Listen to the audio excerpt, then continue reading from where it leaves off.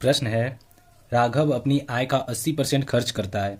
मान लेते हैं कि राघव का आय कितना है, इनकम 100 है, तो वो खर्च कितना खर्च कर रहा है, एक्सपेंडिचर उसका कितना हो रहा है, 80% खर्च कर रहा है। तो 100 का 80% कितना होगा, 80। तो वो 80 खर्च कर रहा है, तो सेविंग कितना कर रहा होगा, सेविंग 100 का इनकम हो रहा है तो 80 खर्च कर रहा है, बच कितना रहा है, इसे 20 बच रहा है।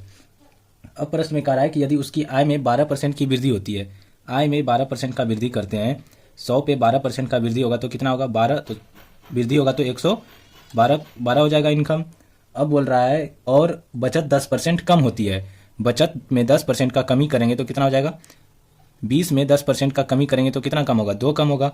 20 का 10% 2 होता है, 2 कम होगा तो 20 में 2 कम होगा तो कितना हो जाएगा, 18।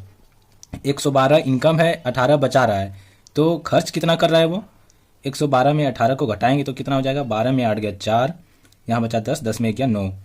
अब प्रश्न में पूछ क्या रहा है कि उसके व्यय में कितने प्रतिशत वृद्धि होगी। व्यय में कितना का वृद्धि हो रहा है, 14 का वृद्धि हो रहा है।